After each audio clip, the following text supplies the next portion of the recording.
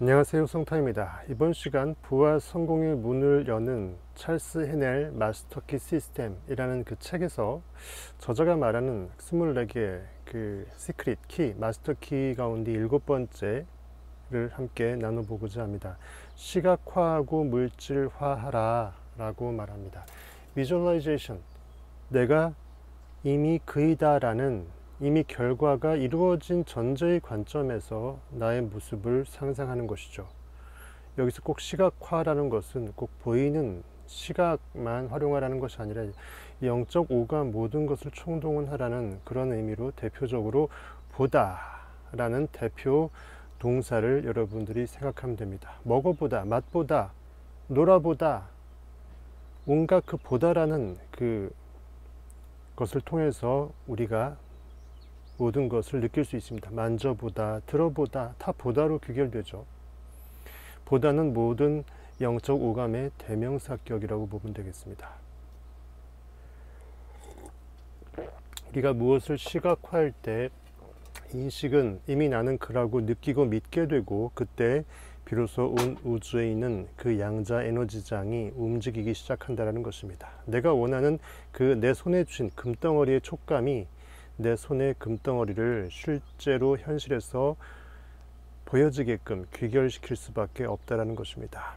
말씀이 육신이 되어 우리 가운데 거하시는 거죠. 시각화, 비주얼라이제이션은 마음의 이미지를 그리는 과정이고, 이미지는 우리 미래가 나타날 때 일종의 패턴, 역할을 할 프레임, 그 틀 또는 모델이다 라고 합니다. 붕어빵 틀을 만들어 놓으면 붕어빵은 구워지게 되는 것이죠. 패턴을 명확하고 아름답게 만들자. 두려워하지 말고 대범하게 만들자. 우리 자신 말고는 다른 누구도 우리에게 감히 제한을 둘 수 없다는 걸 기억하라. 내 인식의 주체만 인식의 내용물을 정할 수 있다는 것입니다. 내 마음은 내가 확정할 수 있다는 것이죠. 우리는 비용과 물질의 제한을 받지 않는다.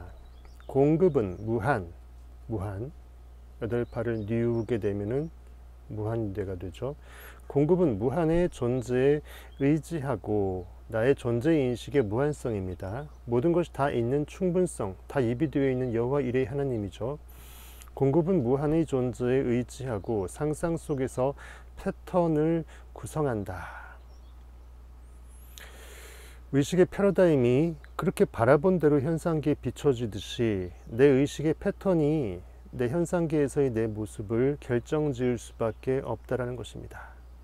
다른 곳에 나타나기 전에 상상 속에 존재해야 한다. 그래서 우리가 무엇을 원하는 것이 먼저다. 즉 그것이 있고 싶은데 없다라고 느끼는 결핍의 의식이 무엇을 소망케 하고 그 소망이 믿음을 통해서 부활하는 것입니다.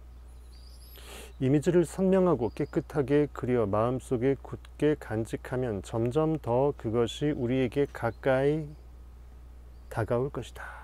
우리는 되고 싶은 존재가 될 수 있다. 아니, 정확하게 의식의 영혼자적 관점에서 말하면 이미 나는 그인 것입니다. 이미 되어버린 것이죠. 전제로 깔아버린 것입니다. 이것이야말로 참 무한성의 정의입니다. 모든 것이 무한하기 때문에 전제로 깔아버릴 수밖에 없는, 아무리 큰 그것이라 할지라도 유한할 수밖에 없다는 거죠. 이미 있는 것입니다. 없는 걸 우리가 찾거나 구할 수는 없는 것이죠. 우리는 되고 싶은 존재가 될 수 있다. 이것은 잘 알려진 또 다른 심리학적 사실이지만 안타깝게도 이 사실을 알기만 해서는 바라는 어떤 결과도 이루어지지 않는다. 행함이 없는 믿음은 죽은 믿음이라고 성경은 말합니다. 믿음이 옳다라는 걸 알면서 믿지 못하는 거죠. 느낌이 전부라는 걸 알면서 내가 실제로 이미 나는 그라고 right now, present, 지금이라는 선물을 내가 받아서 느끼지 못하면 나의 의식은 무한한 하나님의 엘샤다의 전능함은, 충분함은 사라지는 것입니다. 그래서 믿음이 없이는 하나님을 기쁘시게 하지 못한다라고 성경은 말하는 것이죠. 마음의 이미지를 형성하는 데도 도움이 되지 않으니 실현하는 것에 도움이 될 리 없다. 힘든 정신적 노동과 소수의 사람만 기꺼이 하려 하는 노력이 필요하다. 첫 번째 단계는 이상화, 아이디얼라이제이션이다. 이는 매우 중요한 과정이다. 우리가 건물을 지을 때 필요한 설계도이기 때문이다. 밑그림이 필요하다라는 거죠. 꿈의 밑그림이 기저에 먼저 펀더멘탈, 초석을 만들어 줘야 된다는 것입니다. 견고하고 영구적이어야 한다. 건축가는 30층짜리 건물을 설계할 때 필요한 모든 선과 세부 사항을 미리 그려놓는다. 기술자는 강에 놓을 다리를 짓기 전에 먼저 수백 개의 부품이 지탱할 힘의 강도부터 확인한다. 그들은 처음 한 걸음을 내딛기 전에 마지막을 생각한다. 그러니 우리도 원하는 것을 마음속에 그리자. 씨앗을 뿌리고 있지만 그 씨앗으로 무엇을 수확할지 알아야 한다. 이것이 바로 이상화, 아이디얼라이제이션이라는 것입니다. 아이디얼라이제이션.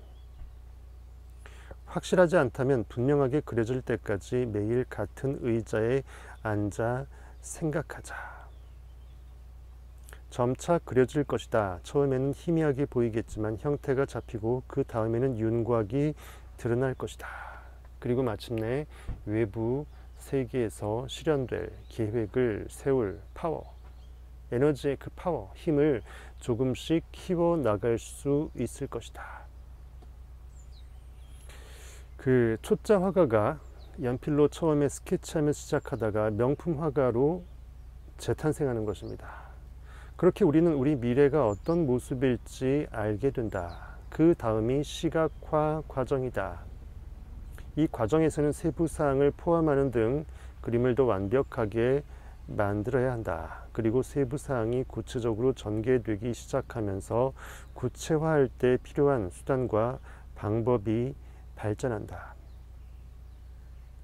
하나가 또 다른 하나로 이어지는 것이다. 징검다리 하나를 우리가 밟아낼 수 없다면 그 다음에 징검다리는 요원한 것입니다. 생각은 행동으로 이어지고 행동은 방법을 만들어내며 또 방법은 친구를 찾아내고 친구는 상황을 가져올 것이며 그렇게 마지막 단계인 물질화, materialization이라고 합니다. 물질화가 이루어진다.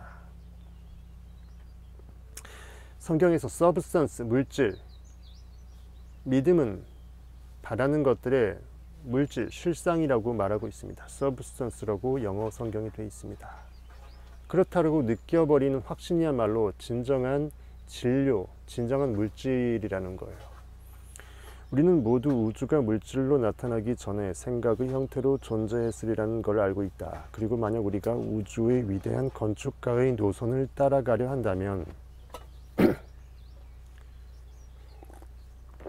우주가 구체적인 형태를 취했듯 우리 생각도 형태를 취해야 한다는 점도 알게 될 것이다. 우주의 마음은 개인의 마음과 같다. 바탕이나 본질은 아무런 차이가 없으며 단지 정도 차이만 있을 뿐이다. 건축가는 자신이 지을 건물을 시각화하고 원하는 대로 그 모습을 그려본다. 그의 생각은 결국 높든지 낮든지 또 화려할지 평범할지 그 건물의 최종 형태를 결정하게 된다. 각자의 의식의 사닥다리만큼 올라갈 수 있다는 것입니다. 그릇만큼 채워지는 것이죠. 아무리 비가 많이 와도 그릇이 간장종지면 딱 그만큼을 넘어설 수 없다는 거예요. 그의 영상은 종이 위에서 형태를 갖춘 다음 필요한 재료를 통해 건물로 완성된다. 발명가도 자기 아이디어를 정확히 같은 방식으로 시각화한다. 가장 위대한 발명가 중 한 명으로 꼽히는 미국의 발명가이자 연구가 니콜라 테슬라는 가장 뛰어나고 놀라운 것들을 만들어낸 사람이다. 그는 항상 자신의 발명품을 시각화한 뒤 만들어내곤 했다. 정확하게 말하면 그것이 착상이 돼서 시각화, 비주얼라이제이션이 안 된다는 것은 이루어지기 힘들다는 것입니다.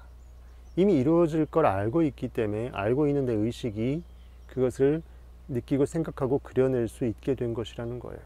이미 있던 것이 튀어나올 준비를 하고 있는 것입니다. 그는 성급하게 그것들을 형태로 구현하려 행동해서 부족한 부분을 고치느라 시간을 허비하지 않는다. 상상 속에서 먼저 아이디어를 구상한 뒤 마음의 그림으로 지니고 있다가 재구성하고 고쳐나갔다.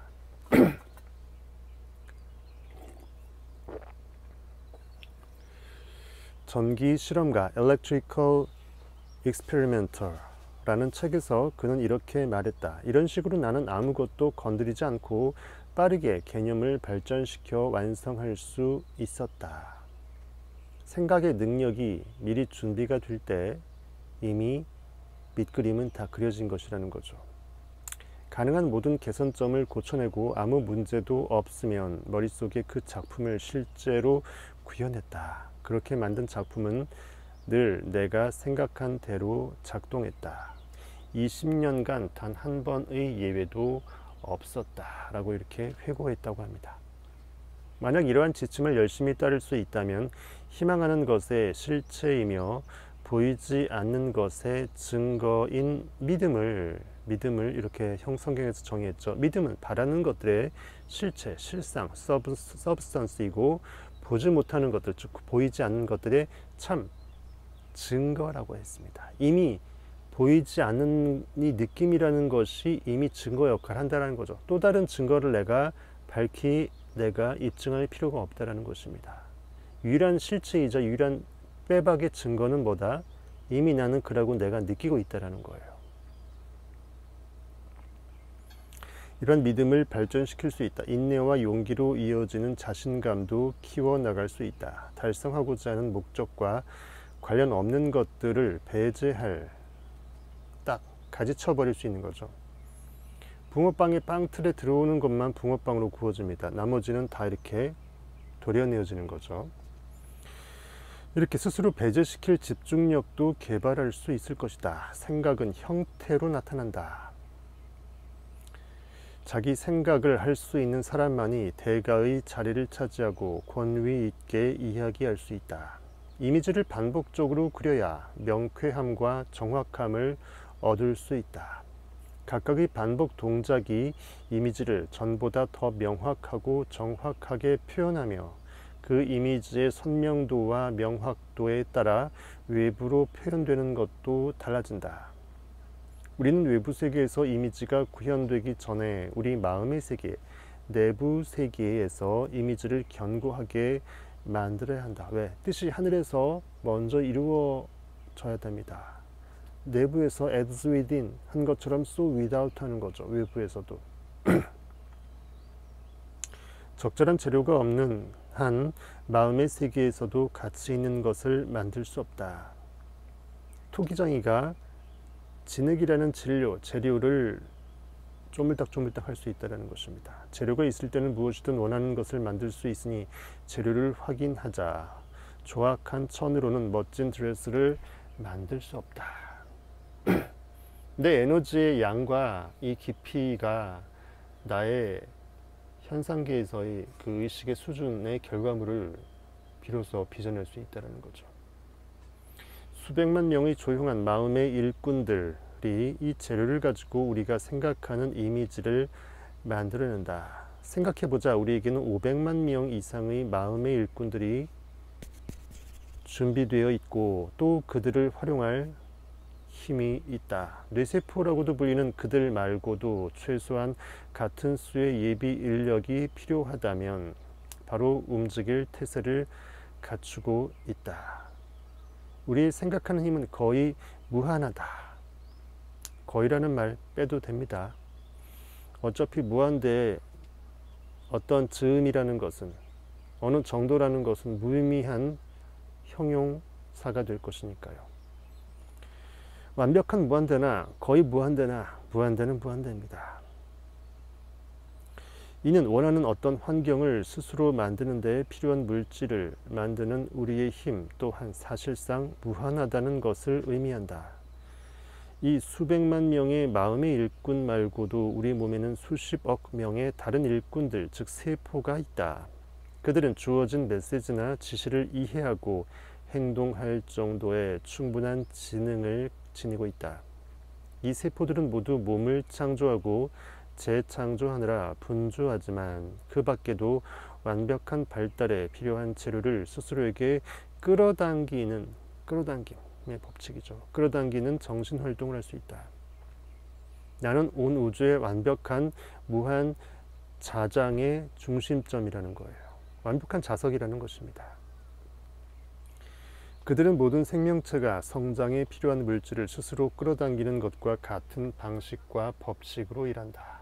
떡갈나무나 장미, 백합 등 이런 모든 것들은 가장 완벽히 자신을 표현하기 위해 특정한 물질을 필요로 한다.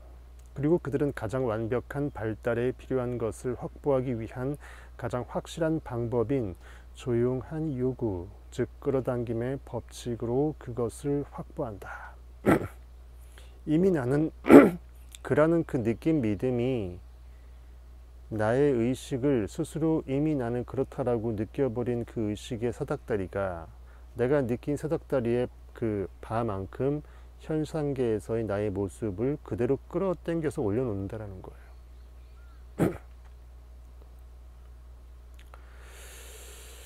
마음의 이미지를 그리자. 분명하고 명확하고 완벽하게 그리자. 그리고 굳게 간직하자. 방법과 수단이 생길 것이다. 공급은 수요를 따라간다.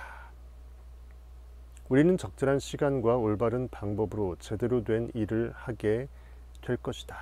간절한 욕망은 확신에 찬 기대를 가져다 줄 것이고 이는 다시 확고한 요구에 의해 강화되어야 한다. 이 세 가지는 반드시 성취를 가져온다. 왜냐하면 간절한 욕망은 마음이고 확신에 찬 기대는 생각이며 확고한 요구는 의지이기 때문입니다. 전에 깨달은 것처럼 감정은 생각에 생명력을 주고 내가 그려놓은 이 설계도에 나의 그 느낌만이 진정한 활성도로 끌어올려 놓을 수 있다는 거예요. 죽은 그림이 아니라 산 그림으로 끌어올려주고 부활하려면 내가 거기에 느낌, 믿음이라는 파워를 장착시켜야 됩니다. 그저 뜬구름에 허상을 그려낸 것이 아닐 수 있으려면 느낌, 믿음이라는 에너지를 주입시켜야 돼요. 아무리 가스버너가 명품이라도 가스통하고 연결이 안 돼 있으면 말짱 도루묵이죠. 아무리 해도 불은 켜지지 않습니다. 라면 하나 못 끓여 먹는 명품 버너는 이미 고철이라는 거예요. 전에 깨달은 것처럼 감정은 생각에 생명력을 주고 성장의 법칙이 생각을 현실화할 때까지 의지가 힘을 내 생각을 흔들리지 않게 유지해 줄 것이다. 이 번역문이다 보니까 막 의지가 힘을 내 생각을 이제 엉망이죠. 넘어갑시다. 인간이 내부에 이처럼 엄청난 힘을 가지고 있고 인식하지 못했던 초월적인 능력을 지녔다는 점이 놀랍지 않은가. 항상 외부에서 힘과 능력을 찾으라고 배웠다는 게 이상하지 않은가. 우리는 내부를 제외한 모든 곳에서 그것을 찾으라고 배웠고, 즉 나 자신, 내 스스로성, 내 의식의 주체성이 모든 것의 원점이고 근원점이며 모든 것을 내 의식의 잠재의식의 창고에 다 갖고 있다라는 그 가장 큰 대전제를 망각하고 나 아닌 다른 곳에서 신을 찾고자 했던 거예요. 그저 운빨의 유행을 현상계에서 찾고자 했던 것이에요. 이 힘이 우리 삶에 나타날 때마다 그것이 초자연적이라는 말을 들었다. 이 놀라운 힘을 이해하고 건강과 힘 그리고 다른 조건들을 실현하기 위해 진지하게 애를 쓰다 실패하는 사람이 많다. 죽도록 고생만 하는 거예요. 그들은 법칙을 실제로 적용하는 법을 알지 못하는 것 같다. 대부분의 경우 문제는 그들이 외부의 힘을 쓰고 있다는 것이다. 현상계에서 억지로 결과물을 만들기 위해서 애간장과 애달파하는 그 안달함에 모든 그 현상계에서의 고깃덩어리 피지컬 에너지를 쓰고 속된 말로 자빠져 있는 거죠. arise, 성경에서 일어나라고 합니다. 앉아있거나 자빠져 있지 말지어다. 내 의식을 깨울지어다. 일어나라. 그들은 돈과 힘, 건강과 풍요를 원하지만 정작 그것들이 결과이며 현상계의 결과물, 투사체, 피사체이며 그 원인을 그렇게 투사시키고 있는 근원적 광원을 찾아내야죠. 그 원인을 찾아내야만 비로소 보이게 되는, 다가오는 것임을, 끌어당겨지는 것임을 깨닫지 못한다 이겁니다. 외부 세계에 관심을 두지 않는 사람들은 오직 진리를 확인하기 위해 지혜를 찾으려 한다. 그럼으로써 지혜가 모든 힘의 근원을 드러낼 것이며, 잠언서가 그래서 지혜와 명철을 그렇게 소중히 여기고 여호와를 경외하는 것이 모든 지혜의 근본이거늘이라고 말하고 있는 것입니다. 그럼으로써 지혜가 모든 힘의 근원을 드러낼 것이며 원하는 외부 조건을 만들어내겠다는 생각과 목적에 이 지혜가 드러나는 것을 깨닫게 된다. 이 진리는 숭고한 목적과 용기 있는 행동으로 표현될 것이다. 이상만을 창조하고 외부 조건을 생각하지 말라. 성경에서 말하는 그 수많은 근심하지 말라, 내니 두려워하지 말라, 걱정하지 말라, 이 모든 말들이 나타내는 그 뜻입니다. 너희는 마음에 근심하지 말라, 하나님을 믿으니 또 나를 믿으라라고 요한복음 14장 1절에서 말하는 그것이죠. 이미 나는 전부였다라는 것입니다. 나 밖에서 전부라는 이 전체 집합 바깥에서 또 다른 여집합을 찾으려고 헤매지 말라는 거예요. 전체 집합의 여집합은 수학적으로 없습니다. 불능이에요. 내부 세계를 아름답고 풍요롭게 만들면 외부 세계는 우리가 만든 조건을 표현하고 드러낸다. 우리는 이상을 창조하는 자신의 힘을 깨달을 것이고, 이러한 이상은 실질적인 세상에 투영되어 나타날 것이다. 예를 들어 빚이 있는 사람이 있다. 그는 계속해서 빚 걱정을 하고 빚에 온 신경을 집중한다.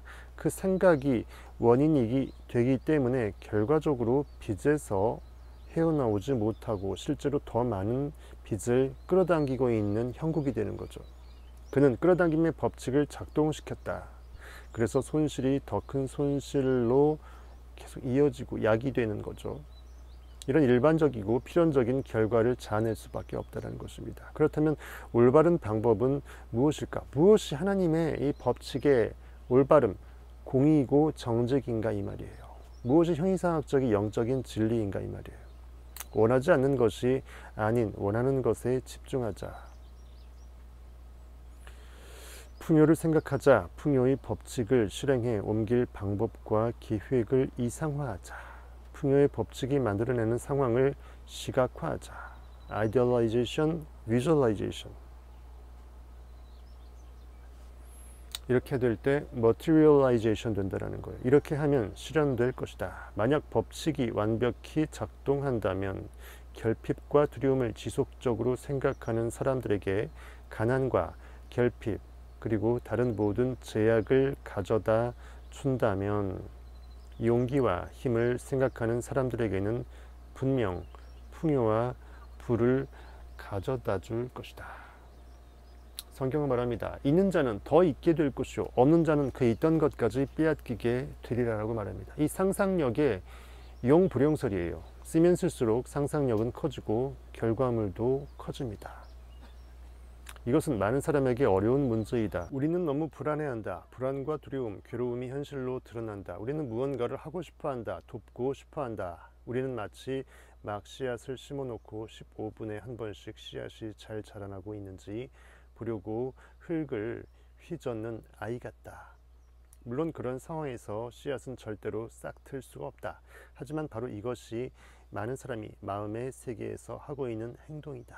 내가 뿌린 씨앗을 스스로 이 프로젝트를 엎어버리고 있다는 거예요. 우리는 씨앗을 심고 방해하지 말아야 한다. 의심과 두려움이 나를 방해하고 있습니다. 나의 소망의 성취를 방해하고 있어요. 그렇다고 절대 팔짱만 끼고 아무것도 하지 말라는 뜻은 아니다. 우리는 전에 했던 것보다 더 많은 일을 잘 해낼 것이다.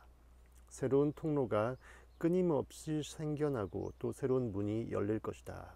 필요한 것은 오직 열린 마음을 가지고 때가 오면 행동할 준비를 하는 것이다. 준비된 자에게, 마음의 그릇이 준비된 자에게 운도 따르는 것입니다. 사실은 그것이 운이 아니고 그렇게 될 수밖에, 귀결될 수밖에 없고, 내가 완벽한 이 목적하는 바의 소망의 강을 건널 수 있기 위한 징검다리를 내 의식은 이미 준비하고 있었던 것이죠.